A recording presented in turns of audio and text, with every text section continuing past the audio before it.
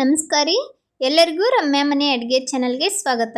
ಈ ವಿಡಿಯೋದಲ್ಲಿ ಸಂಜೆ ಸ್ನ್ಯಾಕ್ಸ್ಗೆ ಕೇವಲ 10 ನಿಮಿಷದಲ್ಲಿ ರೆಡಿ ಆಗುವಂಥ ಗರಿಗರಿಯಾದ ಅಕ್ಕಿ ಹಿಟ್ಟಿನ ಬಜ್ಜಿನ ಹೇಗೆ ಮಾಡ್ಕೋದಂತ ಹೇಳಿ ನೋಡೋಣ. ಸ್ನ್ಯಾಕ್ಸಿಗೆ ಏನಾದರೂ ತಿನ್ಬೇಕನ್ನಿಸ್ದಾಗ ಈ ಥರ ಬಜ್ಜಿನ ಒಮ್ಮೆ ಟ್ರೈ ಮಾಡಿ, ತುಂಬ ಚೆನ್ನಾಗಿರುತ್ತೆ. ಹೇಗೆ ಮಾಡೋದಂತ ಹೇಳಿ ನೋಡೋಣ. ಅದಕ್ಕಿಂತ ಮುಂಚೆ ಇನ್ನೂ ಚಾನಲ್ಗೆ ಯಾರು ಸಬ್ಸ್ಕ್ರೈಬ್ ಆಗಿಲ್ಲ, ಚಾನಲ್ಗೆ ಸಬ್ಸ್ಕ್ರೈಬ್ ಆಗಿ. ಇದನ್ನು ಮಾಡಲಿಕ್ಕೆ ನಾನು 1 ಕಪ್ನಷ್ಟು ಇಲ್ಲಿ ಅಕ್ಕಿ ಹಿಟ್ಟನ್ನು ತಗೊಂಡಿದ್ದೀನಿ. ಅಂಗಡಿಯಲ್ಲಿ ಸಿಗುತ್ತಲ್ಲ ಅದನ್ನಾದರೂ ತೊಗೋಬೋದು, ಮನೆಯಲ್ಲಿರೋದಾದರೂ ತೊಗೋಬೋದು. ಅದಕ್ಕೇ ರುಚಿಗೆ ತಕ್ಕಷ್ಟು ಉಪ್ಪು, ಹಾಗೆ ಒಂದು ಅರ್ಧ ಚಮಚದಷ್ಟು ಸಕ್ಕರೆ, ಒಂದು ಸ್ವಲ್ಪ ಜೀರಿಗೆ ಹಾಕ್ಕೊಂಡಿದ್ದೀನಿ. ನಂತರ ಇದಕ್ಕೇ ಒಂದು ಹಸಿಮೆಣಸಿನ್ಕಾಯನ್ನು ಕಟ್ ಮಾಡಿ ಸೇರಿಸ್ಕೊಂಡಿದ್ದೀನಿ. ಹಾಗೆ ಒಂದು ಸ್ವಲ್ಪ ಕರಿಬೇವು, ಕೊತ್ತಂಬರಿನೂ ಸಹ ಕಟ್ ಮಾಡಿ ಹಾಕ್ಕೊಂಡಿದ್ದೀನಿ. ಒಂದು ಚೂರು ಇಂಗನ್ನು ಸಹ ಹಾಕ್ಕೊಂಡಿದ್ದೀನಿ. ನಂತರ 1 ಕಪ್ ಅಕ್ಕಿ ಹಿಟ್ಟಿಗೆ ಒಂದು ಅರ್ಧ ಕಪ್ನಷ್ಟು ಹುಳಿಯಾದ ಮೊಸರನ್ನು ಸೇರಿಸ್ಕೊಂಡಿದ್ದೀನಿ. ಇವಾಗ ಇದನ್ನು ಚೆನ್ನಾಗಿ ಮಿಕ್ಸ್ ಮಾಡ್ಕೊಳ್ಳೋಣ. ಇದನ್ನು ಮೊದಲಿಗೆ ಈ ಥರ ಮಿಕ್ಸ್ ಮಾಡಿಕೊಂಡು ನಂತರ ಸ್ವಲ್ಪ ನೀರನ್ನು ಹಾಕ್ತಾ ಇದನ್ನು ಚೆನ್ನಾಗಿ ಬಜ್ಜಿ ಹಿಟ್ಟಿನ ಹದಕ್ಕೆ ಕಲಿಸ್ಕೊಳ್ಳೋಣ.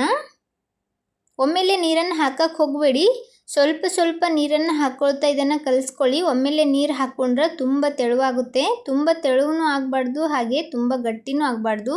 ಈ ಕನ್ಸಿಸ್ಟೆನ್ಸಿಯಲ್ಲಿ ಇರಬೇಕು. ಬಜ್ಜಿ ಬಿಡುವಾಗ ನಾವು ಆರಾಮವಾಗಿ ಬಿಡಬೇಕು. ಆ ಥರ ಹಿಟ್ಟನ್ನು ರೆಡಿ ಮಾಡ್ಕೊಳ್ಬೇಕು. ಈ ಥರ ಇದ್ದರೆ ಸಾಕು. ಇದನ್ನು ಸೈಡಲ್ಲಿ ಇಟ್ಬಿಟ್ಟು ಈ ಕಡೆ ಎಣ್ಣೆನೂ ಸಹ ಕಾಯ್ಲಿಕ್ಕೆ ಇಟ್ಕೊಳ್ಳೋಣ. ಎಣ್ಣೆನ ಒಂದು ಸ್ವಲ್ಪ ಚೆನ್ನಾಗಿ ಕಾಯಿಸ್ಕೋಬೇಕಾಗುತ್ತೆ. ಚೆನ್ನಾಗಿ ಕಾಯ್ದಿರೋ ಎಣ್ಣೆಗೆ ಗ್ಯಾಸನ್ನು ಮೀಡಿಯಮ್ ಫ್ಲೇಮಲ್ಲಿ ಇಟ್ಕೊಂಡು ಅಕ್ಕಿ ಹಿಟ್ಟಿನ ಬಜ್ಜಿನ ಹಾಕ್ಕೊಳ್ಳೋಣ. ನಿಧಾನವಾಗಿ ಬಜ್ಜಿನ ಹಾಕ್ಕೊಳ್ಳಿ. ಎಣ್ಣೆ ತುಂಬ ಕಾಯ್ದಿರುತ್ತೆ, ಅದಕ್ಕೋಸ್ಕರ ಒಂದು ಸ್ವಲ್ಪ ಹುಷಾರಾಗಿ ಬಜ್ಜಿನ ಬಿಟ್ಕೊಳ್ಳಿ. ಆರಾಮಾಗಿ ಈ ಬಜ್ಜಿನ ಬಿಡ್ಬೋದು. ಅದಕ್ಕೋಸ್ಕರ ಹೇಳಿದ್ದು, ಹಿಟ್ಟು ತುಂಬ ತೆಳುವಾಗಬಾರ್ದು ಅಂಥೇಳಿ. ಈ ಥರ ಇದ್ದರೆ ಆರಾಮಾಗಿ ನಾವು ಬಜ್ಜಿನ ಹಾಕ್ಕೊಳ್ಬೇಕಾಗುತ್ತೆ. ಒಂದು ಸ್ವಲ್ಪ ಬಜ್ಜಿನ ಹಾಕ್ಕೊಂಡು ಸ್ವಲ್ಪ ಹೊತ್ತು ಇದು ಚೆನ್ನಾಗಿ ಫ್ರೈ ಆಗಲಿಕ್ಕೆ ಬಿಡಬೇಕಾಗ್ತದೆ. ಹಾಕಿದ ನಂತರನೇ ಇದನ್ನು ಎತ್ತಿ ಹಾಕಬಾರ್ದು. ಈ ಥರ ಅದು ಮೇಲ್ಗಡೆ ತೇಲೋವರೆಗೂ ಅದನ್ನು ಹಾಗೇ ಬಿಟ್ಕೊಂಡು ಈ ಥರ ತೇಲುವಾಗ ಚಮಚ ಸಹಾಯದಿಂದ ಎಲ್ಲ ಕಡೆ ಚೆನ್ನಾಗಿ ಕಲರ್ ಬರೋವರೆಗೂ ಫ್ರೈ ಮಾಡ್ಕೊಳ್ಳೋಣ. ಗ್ಯಾಸನ್ನು ಮೀಡಿಯಮ್ ಫ್ಲೇಮಲ್ಲಿ ಇಟ್ಕೊಂಡೇ ಫ್ರೈ ಮಾಡಿ, ಪೂರ್ತಿ ಲೋ ಫ್ಲೇಮಲ್ಲಿ ಸಹ ಇಡಕ್ಕೆ ಹೋಗಬೇಡಿ. ಮೀಡಿಯಮ್ ಫ್ಲೇಮಲ್ಲಿ ಇಟ್ಕೊಂಡು ಚೆನ್ನಾಗಿ ಕಲರ್ ಬರೋವರೆಗೂ ಇದನ್ನು ಫ್ರೈ ಮಾಡಬೇಕಾಗುತ್ತೆ. ನೋಡ್ಬೋದು ಕಲರ್ ಎಷ್ಟು ಚೆನ್ನಾಗಿ ಬಂದಿದೆ ಅಂಥೇಳಿ. ಗುಳ್ಳೆಗಳು ಸಹ ಬರ್ತಾ ಇಲ್ಲ, ಅಂದರೆ ಸುತ್ತ ಗುಳ್ಳೆ ಬರ್ತಿಲ್ಲ ಅಂದರೆ ಇದು ಪರ್ಫೆಕ್ಟಾಗಿ ರೆಡಿಯಾಗಿದೆ ಅಂಥೇಳಿ. ಇವಾಗ ಈ ಬಜ್ಜಿನ ಎಣ್ಣೆ ಜಾನಿಸ್ಬಿಟ್ಟು ತೆಗೆದಿಟ್ಕೊಳ್ಳೋಣ. ಉಳಿದಿರೋ ಹಿಟ್ಟನ್ನು ಸಹ ಅದೇ ರೀತಿ ನಿಧಾನವಾಗಿ ಯಾವ ಸೈಜಲ್ಲಿ ಬೇಕು ಆ ಸೈಜಲ್ಲಿ ಬಜ್ಜಿನ ಹಾಕ್ಕೊಳ್ಬೋದು.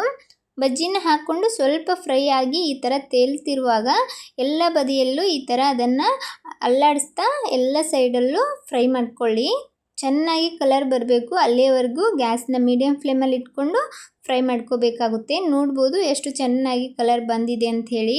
ಇವಾಗ ಇದನ್ನು ಎಣ್ಣೆ ಜಾನಿಸ್ಬಿಟ್ಟು ತೆಗೆಯೋಣ. ಬಜ್ಜಿ ಮಾತ್ರ ತುಂಬ ಚೆನ್ನಾಗಿರುತ್ತೆ. ಮೇಲ್ಗಡೆ ತುಂಬ ಕ್ರಿಸ್ಪಿಯಾಗಿರುತ್ತೆ, ಹಾಗೆ ಒಳಗಡೆ ಸಾಫ್ಟಾಗಿ ತುಂಬ ಕಲರ್ಫುಲ್ಲಾಗಿ ಹಾಗೆ ಟೇಸ್ಟಿಯಾಗಿ ಬಜ್ಜಿ ರೆಡಿಯಾಗುತ್ತೆ. ನೋಡ್ಬೋದು ಇದನ್ನು ಸಹ ಎಣ್ಣೆ ಜಾನಿಸ್ಬಿಟ್ಟು ತೆಗೆಯೋಣ. ನಾನಿಲ್ಲಿ ಒಂದು ಪ್ಲೇಟಲ್ಲಿ ಎಲ್ಲ ಬಜ್ಜಿನ ಹಾಕ್ಕೊಂಡಿದ್ದೀನಿ. ಇದನ್ನು ಚಟ್ನಿ ಜೊತೆನೂ ಸರ್ವ್ ಮಾಡ್ಕೋಬೋದು, ಇಲ್ಲಾಂದರೆ ಹಾಗೇನೂ ಸಹ ತಿನ್ಬೋದು. ತುಂಬ ಚೆನ್ನಾಗಿರುತ್ತೆ. ಮನೆಯಲ್ಲಿ ಅಕ್ಕಿ ಹಿಟ್ಟಿದ್ರೆ ನೀವು ಸಹ ಒಮ್ಮೆ ಟ್ರೈ ಮಾಡಿ. ಒಮ್ಮೆ ಮಾಡಿಕೊಂಡ್ರೆ ಪದೇ ಮಾಡ್ಕೊಳ್ತೀರಾ, ಅಷ್ಟು ಚೆನ್ನಾಗಿರುತ್ತೆ.